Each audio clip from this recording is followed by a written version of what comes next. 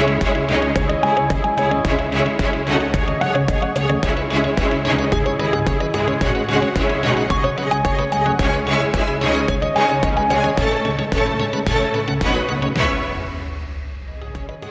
वालेकुम, आप देख रहे हैं बाखबर सुबह। मैं हूं फैसल अब्बासी। इस उम्मीद और यकीन के साथ कि सुबह तमाम इंसानों के लिए सलामती का पैगाम लेकर आई है। आपकी सुबह को, आपके दिन को बाखबर बनाने के लिए हम हाजिर हैं। मेरे साथ स्टूडियो में तशरीफ़ रखते हैं सीनियर सहाफ़ी, सीनियर तजियाकार इकराम होती साहब। बहुत शुक्रिया आपके वक्त का।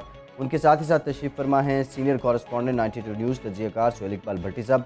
भट्टी साहब, आपका भी शुक्रिया। सबसे पहले आप ही की तरफ आएंगे। पाकिस्तानियों के साथ एक और बड़ा हाथ हो गया। पाकिस्तान तहरीक इंसाफ की गवर्नमेंट में भी ऑयल लॉबी मुतहर्रिक है। कितना नुकसान हो चुका है? फैसल, देखिए, मुस्लिम लीग नून के दौर हुकूमत में साबिक वज़ीर पेट्रोलियम शाहिद खान अब्बासी और साबिक वज़ीर आज़म शाहिद खान अब्बासी साहब ने अपनी तमाम तर तवज्जो, तवानाई, अपनी प्रायोरिटीज़ एक ही पॉइंट के ऊपर मरकूज़ की, वो थी LNG। वो उसके अंदर बेज़ाब्त क्यों ही नहीं हुई, इस तहकीकात जारी हैं, लेकिन गवर्नमेंट ऑफ पाकिस्तान के पॉलिसीज़ और मुआहदों के मुताबिक 2 LNG टर्मिनल तमीर किए गए, वो ऑपरेशनल हैं और उनको हम अदायगियाँ कर रहे हैं उन टर्मिनल को इस्तेमाल करने के लिए। उसके बाद हमारी 2 कंपनियाँ, पाकिस्तान स्टेट ऑयल और उसके साथ साथ पाकिस्तान LNG लिमिटेड कंपनी, इन दोनों को काम है कि LNG इंपोर्ट करके जो पाकिस्तान के अंदर LNG की डिमांड मौजूद है, पावर सेक्टर में आपने यूज़ करनी है, दीगर शोबों के अंदर करनी है, इन दोनों कंपनी से LNG इंपोर्ट करनी है और उतनी इंपोर्ट करनी है जितनी LNG को हम रिगैसीफाई करके सिस्टम में शामिल कर सकते हैं। यानी कि 2 टर्मिनल की जितनी हमारी सलाहियत है। एक टर्मिनल से माहाना हम 6 LNG कार्गोज रिगैसिफिकेशन हम कर सकते हैं, हमें करने चाहिए, क्योंकि माहाना हमने उनको रिगैसिफिकेशन चार्जेस पे करने होते हैं जो कि फ़िक्स हैं, हर सूरत हमने उन्हें अदा करने हैं। जो दूसरा LNG का टर्मिनल लगाया गया, उससे भी हमने 6 कार्गोज माहाना रिगैसिफाई करने हैं, जिसके इवज़ हम 93 करोड़ रुपये माहाना उनको हमने अदा करने हैं। अब उस LNG के कार्गो टर्मिनल को वहाँ से हम भले एक LNG का कार्गो रिगैसिफाई करें, 2 करें, 3 या 4, पैसे हमने 6 कार्गो रिगैसिफाई करने की 93 करोड़ रुपये माहाना अदा करने हैं। लेकिन पाकिस्तान LNG लिमिटेड कंपनी सरकारी कंपनी, मिनिस्ट्री ऑफ एनर्जी के मातहत है। ये कंपनी उस वक्त LNG इंपोर्ट करती है जब पावर डिवीज़न उनको डिमांड दे आने वाले महीनों की पेश की तौर के ऊपर कि हमें इतनी गैस हमने खरीदनी है सुई नॉर्दर्न से, आप LNG इंपोर्ट कर लीजिए। शुरू में इन्होंने की, लेकिन फिर अचानक फर्नेस ऑयल लॉबी, चूँकि LNG का जितना इस्तेमाल बढ़ता है फर्नेस ऑयल का इस्तेमाल ख़त्म होता जाता है। फिर फर्नेस ऑयल लॉबी मुतहरिक हो चुकी है। उसके अंदर पैसा बनाने के बहुत ज़्यादा तरीके हैं, उसकी क्वालिटी के अंदर, उसकी सप्लाई के अंदर, उसकी प्राइस वेरिएशन के अंदर। वो दोबारा मुतहरिक हुई। पावर डिवीज़न ने तहरीरी तौर के ऊपर पाकिस्तान LNG लिमिटेड को, पेट्रोलियम डिवीज़न को, सुई नॉर्दर्न को मना कर दिया, हाथ खड़े कर दिए कि हमें LNG ज़्यादा नहीं चाहिए, सिर्फ 3 कार्गोज आप महीने के इंपोर्ट करें। जिसके नतीजे में गुज़श्ता 4 माह के दौरान मतलूबा माहाना 6 LNG कार्गोज इंपोर्ट न होने के नतीजे में 3 अरब से ज़ायद का नुकसान हो चुका। सितंबर का महीना आन पहुंचा। सितंबर में भी Pakistan LNG limited power division की वजह से, फर्नेस ऑयल लॉबी की मुतहरिक होने की वजह से और LNG की डिमांड रेज ना करने की वजह से फर्नेस ऑयल का इस्तेमाल दोबारा शुरू करने के बायस 3 LNG के कार्गोज कम इंपोर्ट किए हैं। ओगरा ने अपना फैसला दिया है, प्राइस डिटरमिन की है। अब इसके नतीजे में हो क्या रहा है? पाकिस्तान LNG लिमिटेड होती साहब सस्ती LNG इंपोर्ट कर रही है PSO के मुकाबले में। जो कतर से LNG इंपोर्ट कर रही है वो सस्ती कर रही है। अब ये फिगर्स देख लीजिए जो सरकारी डॉक्यूमेंट्स में दस्तावेज़ की रोशनी में सितंबर के महीने के लिए ओगरा ने मंजूर किए हैं। मजमूई तौर के ऊपर 87 lakh MMBTU Pakistan LNG limited ने 3 कार्गोज के जरिए LNG इंपोर्ट की है, जिसकी कीमत है $11.24। जो PSO अपनी LNG इंपोर्ट कर रहा है उसकी कीमत है $12.67। ये सिर्फ हम इंपोर्ट स्टेज तक की बात कर रहे हैं। इसके अंदर फ़र्क है $1.43 का, यानी कि 177 रुपये फी MMBTU का फ़र्क है। PLL जो सस्ती LNG इंपोर्ट कर सकता है, जो उसके मुआहदे हैं, हम उससे LNG इंपोर्ट नहीं कर रहे, बल्कि कतर के PSO के ज़रिए जो 6 LNG कार्गोज माहाना इंपोर्ट कर रहे हैं वो महंगे हैं और 1 माह के दौरान 1.5 अरब रुपए का तो सिर्फ ये फ़र्क है। यानी कि महंगी गैस हम ले रहे हैं और सस्ती गैस जिस कंपनी से जरिए लानी थी उसको हम डिमांड रेज नहीं करें। किसी मुआहदे में फंसे हुए हम? किसी मुआहदे में नहीं, सिर्फ और सिर्फ पावर डिवीज़न के अंदर बैठी हुई फर्नेस लॉबी के लोग, अफसरान, वो अलाउ नहीं कर रहे कि आप मतलूबा सिस्टम की डिमांड के मुताबिक आप LNG इंपोर्ट करें। सिंपल ये है कि हमने 6 LNG के कार्गोज इंपोर्ट करने चाहिए पाकिस्तान LNG लिमिटेड को, ताकि वो माहाना 43 करोड़ रुपए के नुकसान से भी बच सके और पावर सेक्टर को सस्ती LNG भी सप्लाई कर सके। वहाँ पर उसको 6 कार्गोज इंपोर्ट करने की इजाज़त नहीं दी जा रही। पैसे हम 6 कार्गोज रिगैसिफिकेशन के पे कर रहे हैं, लेकिन इंपोर्ट हम सिर्फ 3 कर रहे हैं। अब इसके नतीजे में हो क्या रहा है? जब हम ये महंगी एलएनजी इंपोर्ट करते हैं, एक तो बराह रास्त हमने पीएसओ के मुकाबले में सस्ती एलएनजी इंपोर्ट करने में नाकाम हो गए, 1.5 अरब का तो यहाँ पे नुकसान हुआ जो कि हमने सस्ती एलएनजी इंपोर्ट ना करने की वजह से किया। उसके बाद जब हम 3 एलएनजी के कार्गोज हमने कम इंपोर्ट किए तो उसके नतीजे में पावर डिवीजन फर्नेस ऑयल इस्तेमाल करे पावर सेक्टर के अंदर, और जो पावर सेक्टर जब फर्नेस ऑयल इस्तेमाल करता है फी यूनिट बिजली की लागत फर्नेस ऑयल के ऊपर 3 रुपये फी यूनिट ज़्यादा है। यानी कि वो बिजली जो हम एलएनजी के ऊपर एलएनजी को इस्तेमाल करके हम बनाएं, आरएलएनजी को इस्तेमाल करके बनाएं, वो बिजली 3 रुपये फी यूनिट सस्ती पैदा हो रही है, जबकि जब हम फर्नेस ऑयल का इस्तेमाल करते हैं तो वही बिजली 3 रुपये फी यूनिट उन्हीं पावर प्लांट्स में महंगी होती है। तो ये एक और भारी नुकसान है।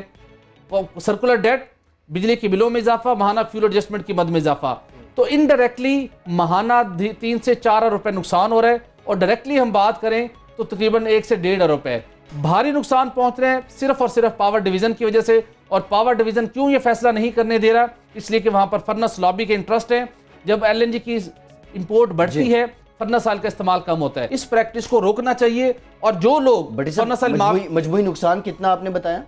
मजमूई नुकसान महाना जो हो रहा है, महाना मजमूई नुकसान हमारा 1.5 अरब रुपए से ज्यादा हो रहा है, और ये पाकिस्तान की आवाम चुका रहे हैं। डायरेक्टली पाकिस्तान की आवाम को इसको खमियाजा भुगतना पड़ रहा है। एलएनजी टर्मिनल वाले को भी फायदा हो रहा है। एलएनजी टर्मिनल वाले को आप चलाएं या ना चलाएं, उसका टर्मिनल बंद है, उसकी पॉकेट के अंदर हर घंटे के साथ पैसे जा रहे हैं। ये भी कैपेसिटी चार्ज, ये कैपेसिटी चार्ज है। ठीक, आप टर्मिनल इस्तेमाल नहीं करें, महंगा फर्नेस ऑयल इस्तेमाल करें, तो फर्नेस ऑयल इंपोर्टर्स जो हैं और फर्नेस ऑयल फरोख्त करने वाली कंपनियों के जेब में मुनाफा जा रहा है। हर दूसरी सूरत के अंदर अगर पिस रहे हैं तो अवाम पिस रहे हैं। ठीक है, ये तो मामला जी एलएनजी का, और बात भट्टी साहब वाली की मुआहिदा हो गया, लेकिन अगर हम उसको यूटिलाइज कर सकते हैं तो क्यों नहीं किया जा रहा।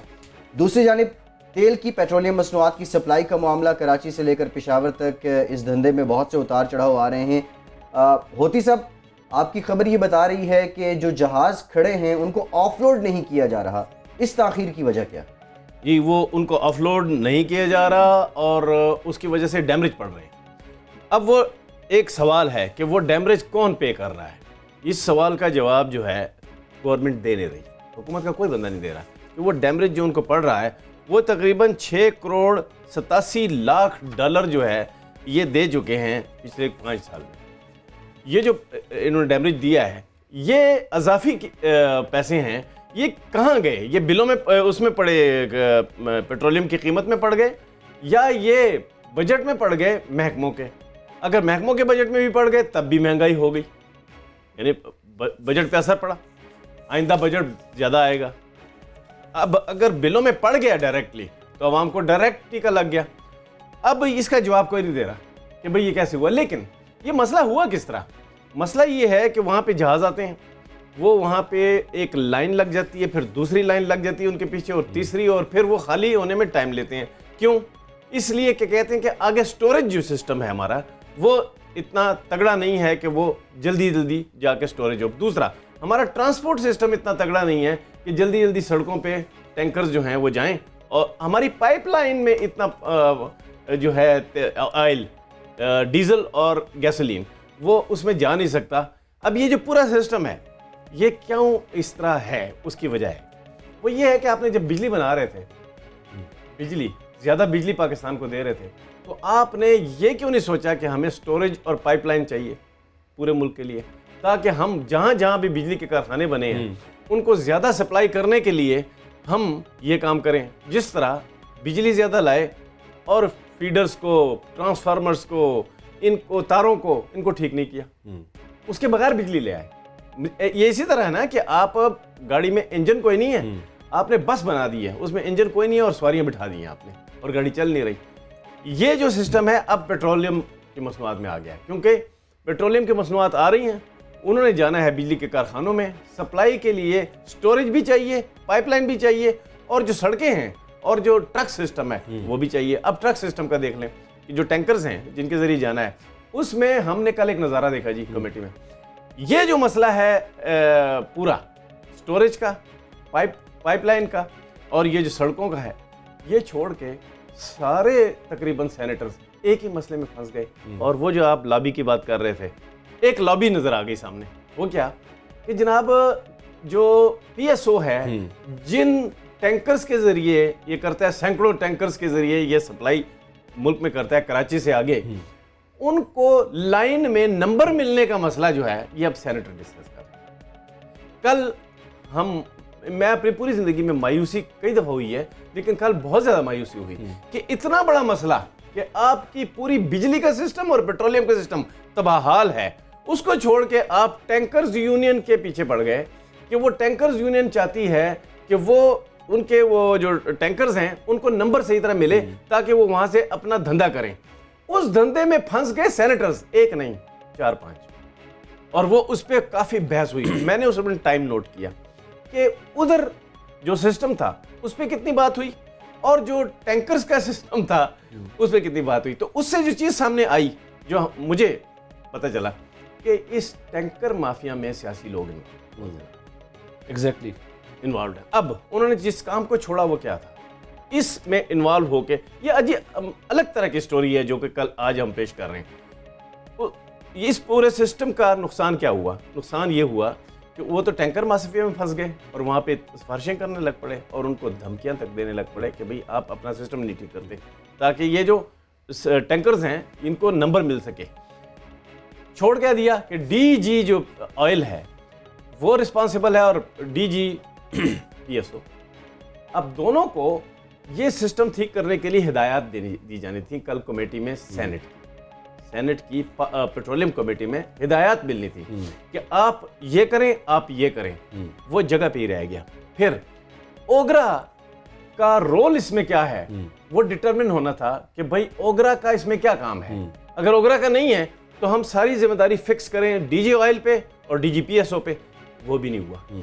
कल बहुत ज्यादा मायूसी हुई हमें कि उन्होंने जो सेनेटर्स हैं उन्होंने एक टेक्निकल मसले को, जो कि पाकिस्तान के लिए एक मसला बनता जा रहा है और आगे जाके ये चौक हो जाएगा सारा सिस्टम और तबाही आ जाएगी, उसको छोड़ के एक छोटे यानी कि टैंकर माफिया के लिए खुद सब इसमें हम अर्ज कर देते हैं आपकी कमेटी और मुअज़्ज़ज़ अरकान टोटली रॉन्ग डायरेक्शन में जा रहे हैं।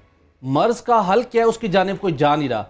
बहुत सिंपल से हम बता देते हैं, जिस जानिब आपने तवज्जो मबजूल करी कोई आम मामला नहीं है। अरबों रुपए का फायदा पहुंचाने के लिए जो पेट्रोलियम मसनूआत पीएसओ इंपोर्ट करता है उसका पहला तरीक़ेकार था FOB, फ्रेट ऑन बोर्ड।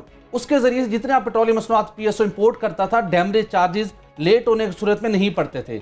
उन्होंने इस तरीक़ेकार को तब्दील करवाया, C&F के ऊपर ले गए, कॉस्ट एंड फ्रेट के ऊपर। 2012 से लेके उसके बाद ये मुआहदा जब से इंप्लीमेंट हुआ, ये 6 अरब नहीं 20 अरब रुपए का नुकसान हुआ है डैमेज पे करने की बाइस। सिर्फ डॉलर्स में ये 6 अरब नहीं, मैं आपको रुपए 6 करोड़ डॉलर्स आपने कहे तो 6 अरब आप 7 अरब बना लें आप, लेकिन ये ओवरऑल 20 अरब का स्कैंडल है। नैब इसकी तहकीकात कर रहा है। मुस्लिम लीग नून के दौर हुकूमत में भी ये मामला जारी रहा। जनवरी 2017 के अंदर MD PSO ने वफाकी हुकूमत से कहा कि गलत काम हो रहा है, हमें इसको रोकना चाहिए, कौमी खजाने को नाकाबिले तलाफी नुकसान पहुंच रहा है। शाहिद खान अब्बासी साहब जो ECC के अंदर जिस मर्जी समरी को मंजूर करवा लेते थे, उन्होंने भी इस मामले को 1.5 साल तक ठप रखा। उन्होंने इस मायदे को रिव्यू करने की जहमत नहीं की, जिसके नतीजे में ये स्कैंडल बना। नैब इसकी तहकीकात करे और अभी भी C&F का सिस्टम इन प्लेस है और अभी भी जितने कार्गोज लेट हो रहे हैं हमें लाखों डॉलर यौमिया बुनियादों के ऊपर उन्हें हमें पे करना पड़ रहा है।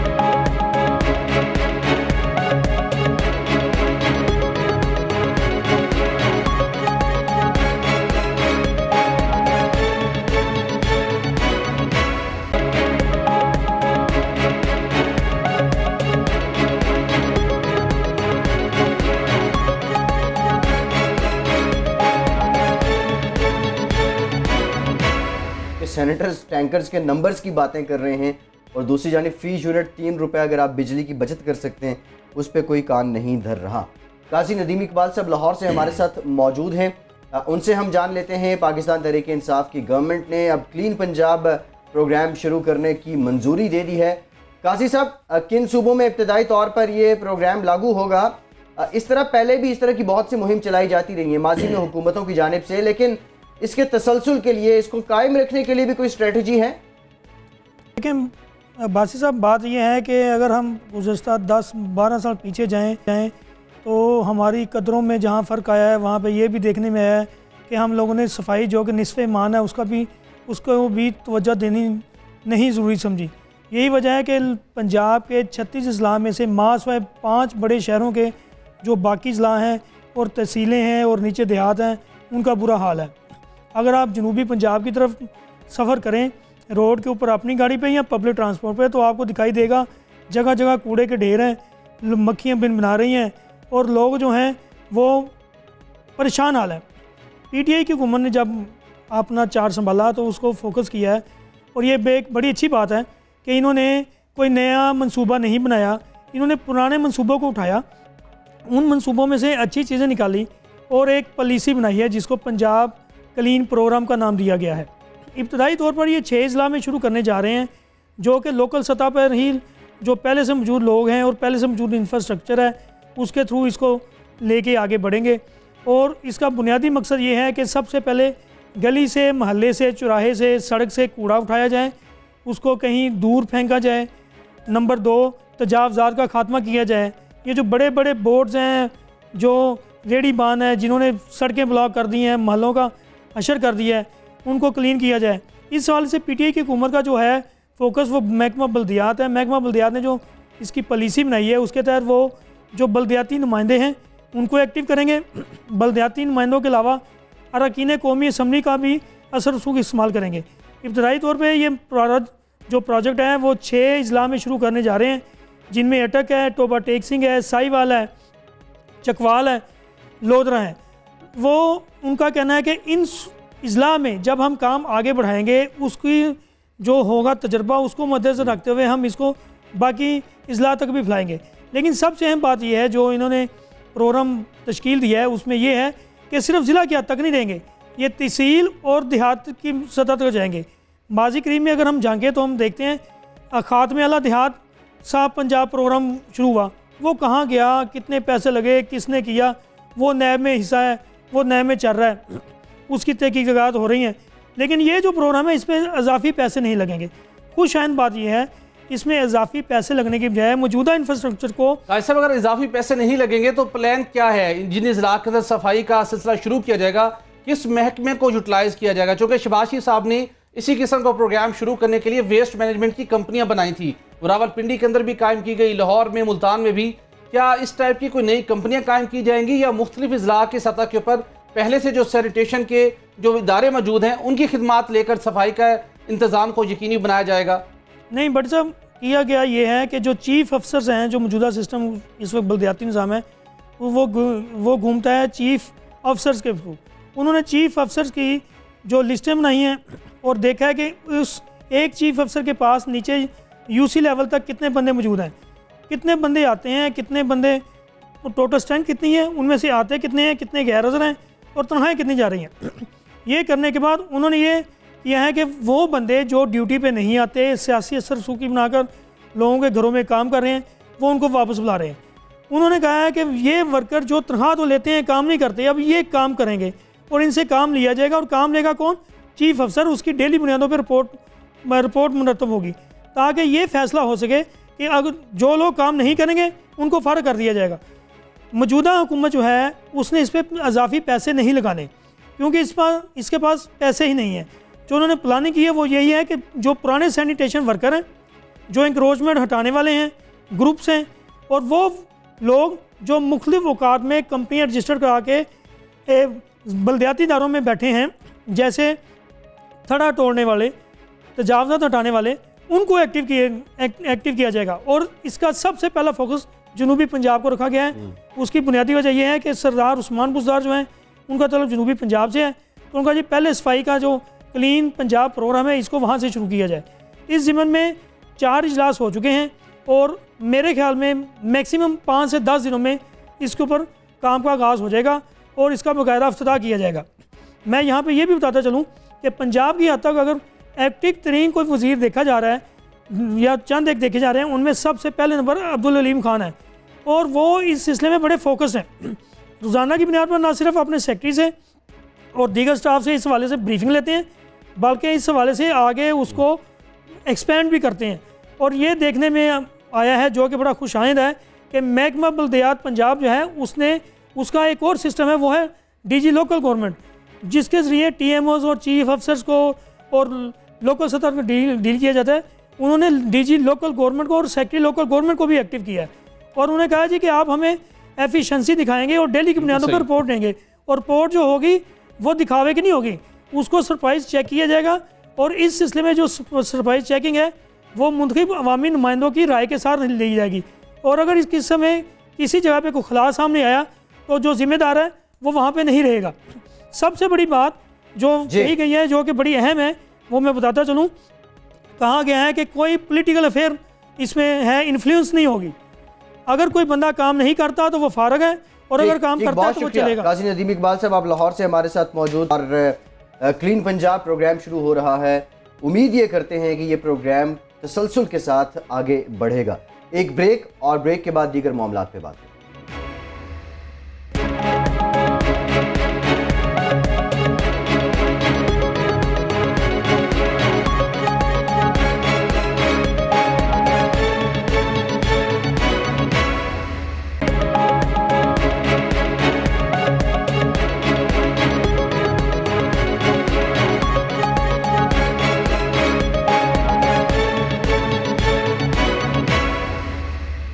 ब्रेक के बाद एक बार फिर से आपको खुशामदीद कहेंगे। ब्रेक से पहले हम बात कर रहे थे पीटीआई की हुकूमत ने क्लीन पंजाब प्रोग्राम शुरू किया है, तो दूसरी जानिब सिंध के अंदर गुज़श्ता 2 माह के दौरान उन कारखानों के खिलाफ जो आलूदगी फैला रहे थे 400 मुकदमात दर्ज किए गए हैं। सलाहुद्दीन हमारे नुमाइंदे कराची से हमारे साथ मौजूद हैं, उनसे जानते हैं। सलाहुद्दीन साहब, बताइएगा ये मुकदमात, इनमें दफात कौन सी हैं, और अगर सज़ा होती है तो कितनी सज़ा हो सकती है? जी देखें, कराची पाकिस्तान का सबसे बड़ा शहर है और पाकिस्तान का सबसे ज़्यादा आलूदा शहर भी कराची है। यहाँ पर माहौलियाती आलूदगी के खिलाफ जो है महकमा माहौलियात सिंध गुज़िश्ता 1.5 से 2 माह के दौरान काफ़ी सरगर्म नज़र आ रहा है। उसने माहौलियाती एक्ट 2014 के तहत जो है उसके सेक्शन 14 के तहत बहुत से मुकदमात दर्ज किए हैं, जिनकी तादाद तकरीबन 400 है। उन मुकदमात में ज़्यादातर मुकदमात चमड़े के कारखानों के ख़िलाफ़ दर्ज किए गए हैं, उनकी तादाद तकरीबन 85 के करीब है। इन मुकदमात में जो उनके ख़िलाफ़ इल्ज़ामात आयद किए गए हैं, उन इल्ज़ामात में उन जो खाल के बाल होते हैं उनको फैक्ट्री के बाहर फेंक दिया जाता है, और उन कारखानों के पास जो है वेस्ट वाटर ट्रीटमेंट प्लान का कोई निज़ाम मौजूद नहीं है, सॉलिड वेस्ट का निज़ाम नहीं है, कचरा बाहर फेंक देते हैं।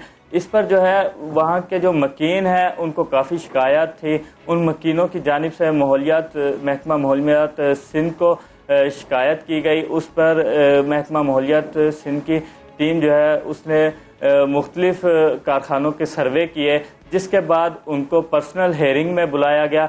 फिर उनको बाज़ को वार्निंग भी दी गई और बाज़ के ऊपर पेनल्टीज भी की गई। और लेकिन जब कोई ज़्यादा नौइयत, ख़तरनाक नौइयत का मुकदमा, ख़तरनाक नौइयत का जो देखा जाता है, उस पर जो है फिर मुकदमात दर्ज किए जाते हैं।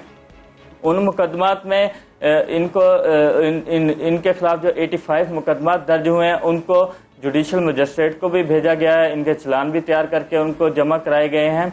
इस पर जहाँ तक जुर्माने का ताल्लुक है तो उनमें सिर्फ इनके खिलाफ जो है माहौलियात का जो महकमा है वो खुद जो है वो प्लंटी कर सकता है, और प्लंटियाँ बहुत सारे कारखानों को की गई हैं, लेकिन उसके बाद जो बाकी मुकदमात हैं उनको जुडिशल मजिस्ट्रेट को भेजा गया है। दूसरी जानब अगर देखें तो माहौलियाती आलूदगी का भी बहुत बड़ा मसला है, जिसमें माहौलियाती ये जो कारखाने हैं इनके जो बाल वगैरह बाहर फेंक देते हैं या दीगर कचरा बाहर फेंकते हैं, उससे मुख्तलिफ बीमारियां फैलती हैं। उन बीमारियों में एक तो सबसे सांस लेने का मसला पैदा होता है और जल्दी अमराज पैदा होते हैं, जिसके बायस जो है वहाँ के मकीन जो है उन्होंने तहरीरी तौर पर शिकायत की माहौलियात महकमे को, उसके बाद इनके खिलाफ कार्रवाई की गई। इस हवाले से अगर आपको मैं एक और इन्फॉर्मेशन आपसे शेयर करूँ तो माहौलियाती आलूदगी के ख़ात्मे का सबसे बड़ा सबब जो है वो शापर हैं, यानी कि ये जो थैलियाँ होती हैं ये एक बहुत बड़ा सबब है। इसके ख़िलाफ़ प्लास्टिक बैग के ख़िलाफ़ जो है मुशीर कानून मुर्तज़ा वहाब ने गुज़िश्ता माह अगस्त में एक नोटिफिकेशन जारी किया था, और वाटर कमीशन जो यहाँ पर इस वक्त समाअत भी कर रहा है उसमें भी इस मामले को डिस्कस किया गया था।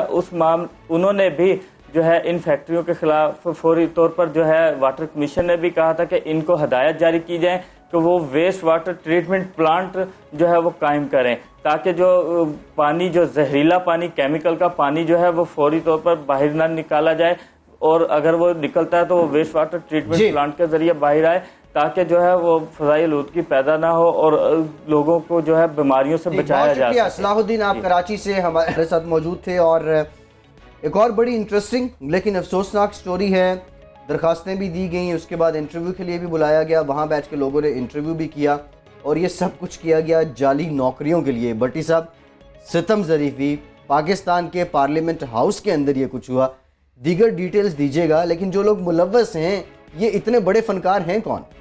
असल देखिए, ये जाली मुलाजमीन की भर्तियों के मामला हमारे मुख्तलिफ सरकारी महकमों के अंदर मौजूद है। बहुत सी मिसालें, महकमा तालीम की हम बात करें, महकमे सेहत की बात करें, तो अक्सर और बेशतर हमें ऐसे किस्म के बहुत से केसेस रिपोर्ट हुए हैं जहाँ पर इस बात का इंकिशाफ हुआ कि जाली लोगों को जाली दस्तावेज़ के ऊपर या उन्हें गलत प्रोसेस के तहत भर्ती किया गया। फ्रॉड भी ऐसे होते हैं और कुछ लोग भर्ती होने में कामयाब भी होते हैं। लेकिन ये मामला बहुत हसास नौइयत का है कि पार्लियामेंट हाउस वो इदारा जो मुल्क भर के अंदर में मुख्तलिफ बुराइयों के खात्मे के लिए, जिसके अंदर ये करप्शन का भी है मामला है, जिसके अंदर ये जाली भर्तियों का मामला भी है, कानून साजी करता है और वहाँ पर कानून साज मौजूद होते हैं, उस पार्लियामेंट हाउस के अंदर उसके स्टाफ की भर्तियों के अंदर भी जाली तरीके से भर्तियाँ करने की काविशें जारी थी काफ़ी अरसे से। और उस इदारे के यानी पार्लियामेंट हाउस के अपने ही कुछ हाजिर सर्विस मुलाजमीन और कुछ उनके साबिक मुलाजमीन वो इस काम में इसमें मुलविस थे। और फिर जब वो पकड़े गए FIA की एक इंक्वायरी के नतीजे में जो इन्हें गिरफ्तार किया गया है, उससे इंकशाफ ये हुआ है कि ये बेसिकली नायब कासिद था ट्रांसपोर्ट सेक्शन का। वो एक एंट्री पास बनवा के लाता था, लोगों को प्रॉपर बताया जाता कि पार्लियामेंट हाउस के अंदर आपके लिए बड़ी पुरकशिश नौकरी है, यहाँ इंसेंटिव मिलता है, जब इजलास शुरू होते हैं तो TADA भी मिलता है, तो आप यहाँ पर मुलाजमत के लिए आइए।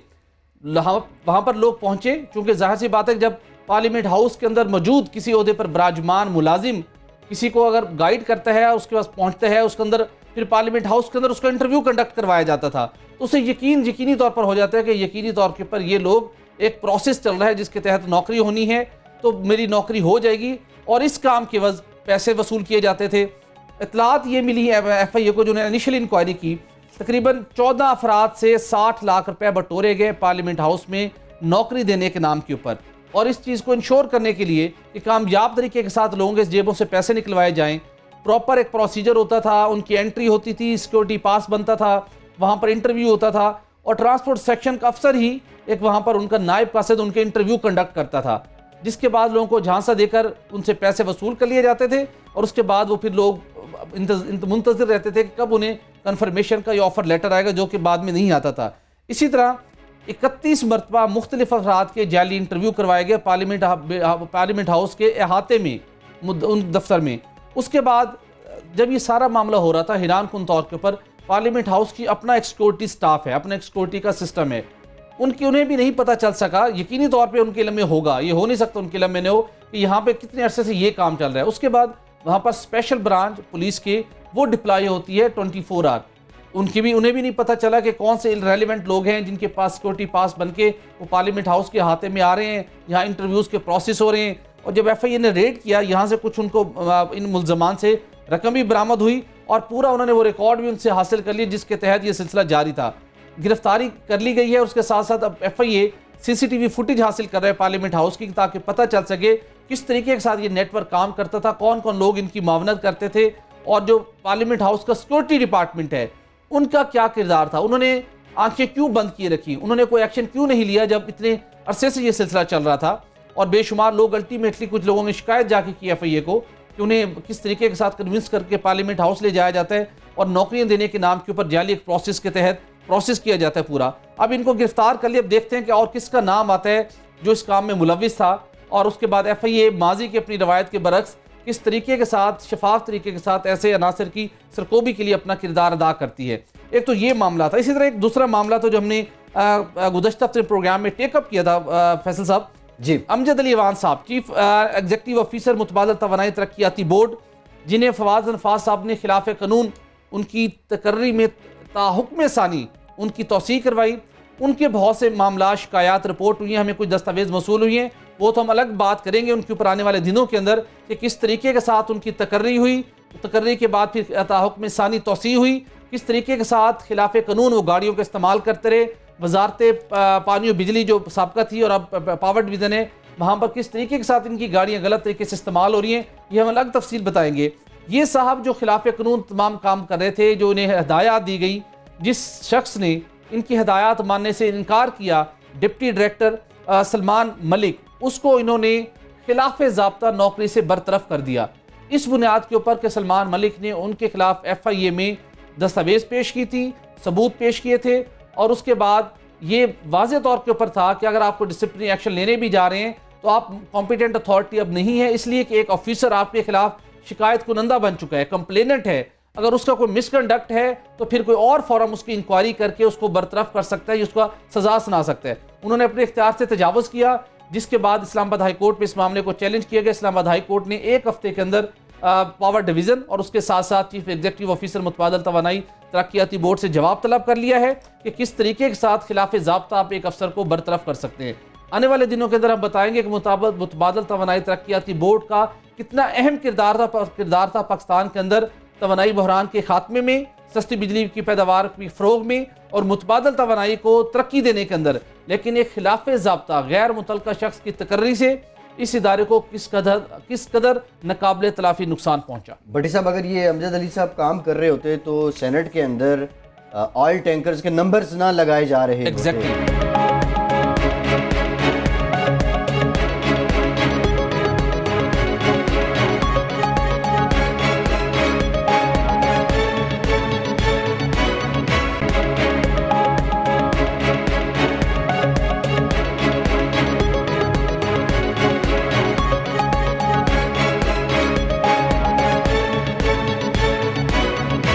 ये बताइए कि ये अमजद अली अवान साहब, ये हुकूमत अब आ गई है, बदल गई है, लेकिन इसके बावजूद इनसे मुताल्लिक कुछ किया नहीं गया। उमर अयूब साहब का भी आपने तज़किरा किया, तो क्या है ये, इस हुकूमत के साथ भी इन्होंने अपने कनेक्शन मजबूत कर लिए? देखिए, ये हैं तो चंद दिनों के मेहमान। हमने कोशिश की कि कौन सी इनके पास ऐसी गिदड़ सिंगी है कि ये खिलाफ कानून इकदाम करते हैं, तनख्वाह खिलाफ कानून हासिल करते हैं, खिलाफ ज़ाब्ता मरात हासिल करते हैं, कोई इनसे पूछ कुछ नहीं कर सकता, इनकी एक्सटेंशन ताहुक्म सानी हो जाती है। तो पता चला कि मुस्लिम लीग नून के दौरे हुकूमत में बैरून मुल्क एक अहम मुल्क के अंदर सरकारी ओहदे पर तैनात शख्स इनकी बैकिंग के ऊपर है, जिनकी एफर्ट्स की वजह से फवाद नफाज साहब ने इनको आउट ऑफ द वे जाके इनको एक मराद दी, इनको फैसिलिटेट किया। दिन इनके कम है। यकीनी तौर के ऊपर पाकिस्तान तहरीक इंसाफ की हुकूमत as per law, as per ADB ordinance, as per performance, simple as per performance भी आप कह सकते हैं, वो इसको रिव्यू करेगी। चूँकि साबिक वज़ीर आज़म शाहिद खान अब्बासी साहब ने, जिनका मैंडेट नहीं था, जिनका इख्तियार नहीं था, उन्होंने इनकी एक्सटेंशन में इनको एक्सटेंड किया अनटिल फर्दर ऑर्डर। तो अब यकीनी तौर के ऊपर उमर अयूब साहब इस सारे मामले को देखेंगे, प्राइम मिनिस्टर ऑफ पाकिस्तान, ये फेडरल गवर्नमेंट इसको रिव्यू करेगी और परमानेंट बेसिस के ऊपर यहाँ पर CO अपॉइंट होगा। लेकिन सिर्फ इनका जाना काफ़ी नहीं, इनके दौर के अंदर जो कुछ खिलाफ वर्जियाँ हुई, जो कुछ मुबैना तौर के ऊपर बदउनवानी हुई और जिस मामले की FIA तहकीकात कर रहे हैं, उसका लॉजिकल एंड तक पहुँचना और उसके ज़रिए से इनके ऊपर अगर कोई वसूलियाँ बनती हैं, वसूलियाँ करना वो बहुत लाजिम है। ठीक ठीक भट्टी साहब, अगली खबर की जानिब बढ़ते हैं। होती साहब, इससे पहले भी आपने सेनेट की एक कार्रवाई से मुतालिक बताया, काबीना की निष्कारी कमेटी का भी इजलास हुआ है। आपको लग क्या रहा है, क्योंकि आपने इससे पहले बहुत सी हुकूमतों की निष्कारी पॉलिसियाँ देखी हैं, PTI की निष्कारी पॉलिसी कितनी मुख्तलिफ आपको नज़र आ रही है? ये PTI की जो निष्कारी पॉलिसी है उसमें 2 चीज़ों पर फोकस किया जा रहा है। नंबर 1, पहले स्टडी की जाए कि किन अदारों की पहले निजकारी करनी है। दूसरी स्टडी ये की जाए कि उनकी अब हालत क्या है। पिछली हुकूमत ने जो इस पे ड्राफ्टिंग की थी, हमने यहाँ रिपोर्ट भी किया था कि वो मुख्तलिफ अदारों से NOC लेकर ये काम करेंगे कि इनको प्राइवेटाइज करेंगे, लेकिन वो कर नहीं पाए, मुखालफत थी। अब काम को ज़रा ज़्यादा टेक्निकली किया जा रहा है और इसमें आते हैं PIA, railway, Lakhra coal power plant और बिजली की बिलिंग, रेलवे की बिलिंग, रेलवे की जो सीटिंग होती है, रेलवे की जो पहले से टिकटिंग होती है, वो सारा जो है वो उसमें शामिल होगा। अब ये पाकिस्तान स्टील को जो कर रहे हैं उसमें ख़ास बात आई है सामने, वो जो पिछले दिनों हमें रिपोर्ट भी किया था कि इसके तो लोग कहते हैं ज़मीन, इसके लोग कहते हैं कि इसका प्लांट, उसमें जो खाम माल पड़ा हुआ है उसकी तरफ लोग जाते नहीं। उस खाम माल में सेमी फिनिश्ड माल पड़ा हुआ है और वो अरबों रुपए का है। ये भी लिस्ट बना रहे हैं कि पाकिस्तान स्टील से पहले उसको बाहर निकाला जाए, उसको बेचा जाए, या ज़मीन के कुछ टुकड़े बेचे जाएं, इसको कितने हिस्सों में तकसीम किया जाए। यानी टेक्निकली इस पे वो पैसे आए जो कि इस पे आकर, जो कि जिससे एक शायद एक नई स्टील मिल वजूद में आ सके, अच्छी स्टील मिल, या फिर रोजगार देने के लिए और इंडस्ट्री को इंजीनियरिंग में तरक्की देने के लिए एक नया इंजीनियरिंग प्लान सामने आ जाए। ये बड़ा अच्छा काम हो रहा है, लेकिन इस काम को जो करने वाले लोग हैं वो आराम से बैठे हुए हैं। हमारी रिपोर्टिंग के मुताबिक उनको ये काम जो दिया जा रहा है वो अभी इस पे जाके सर्वे नहीं कर रहे। हमारी रिपोर्ट के मुताबिक पीआईए में भी ये काम इसी तरह हो रहा है कि पीआईए को अगर निजकारी करनी है तो उसमें जहाज़ों का क्या करना है, उसकी ज़मीन का क्या करना है, उसकी प्रिसिशन इंजीनियरिंग का क्या करना है, उसकी जो एक लाइन बनी हुई है कि सामान जो लेते हैं उसमें पुर्जे जो लेते हैं और बाकायदा जो दफातर हैं बाहर इसके जो असासे हैं उनके साथ क्या किया जाए, उसको भी अलग-अलग करके देखा जा रहा है। अब जो रेलवे है, रेलवे में वो ये देख रहे हैं कि आइंदा तो जो सी पैक के तहत जो पाकिस्तान रेलवे नई बननी है, जो कि ट्रांस चाइना रेलवे बनेगी एक किस्म की, उस रेलवे की जो क्वालिटी है उसके सामने ये रेलवे तो कुछ भी नहीं होगी। तो अगर ये होगा तो इस रेलवे की प्राइवेटाइजेशन उसके जिम्मे में कैसे, ये पहले नहीं हुआ कि जो सी पैक की रेल है उसके को सामने रखकर इसकी प्राइवेटाइजेशन का प्लान बनाया जाए। लाखड़ा कोल पावर प्लांट जो है उसकी प्राइवेटाइजेशन के खिलाफ है सिंधी लोग, वहां से बड़ी आवाजें उठ रही हैं कि इसको चलाया जाए। अब उसके लिए पहले ये मरहले में ये किया जाएगा कि लाखड़ा कोल पावर प्लांट क्या फिजिबल है, उसकी फिजिबिलिटी कि अब इसको पैसा दिया जाए या ना दिया जाए। निजकारी में ये होता है कि अगर कोई यूनिट चल सकता है तो उसको चला के बेचा जाए, सही, और अगर कोई यूनिट चल नहीं सकता तो उसके जो असासे हैं उनकी सही कीमत वसूल की जाए। ये निजकारी की दुनिया में दो बुनियादी उसूल हैं और ये पहली दफा हो रहा है काम, लेकिन ये काम बड़ा सुस्त है। अगर इन्होंने साल लगा दिया इस काम में, फिजिबिलिटी में ही, तो ये काम फिर होगा नहीं इनसे। क्यों? क्योंकि ये रोजाना नए मसलों में फंस रहे हैं। आपने देख लिया कि मिनी बजट लाकर इन्होंने एक नए मसले में फंस गए हैं। इस पे एक सियासी प्रोपेगेंडा मुहिम शुरू हो गई है और मीडिया भी इसी तरफ चल पड़ा है। ये खुद सारी हुकूमत भी उसी तरफ चल पड़ेगी।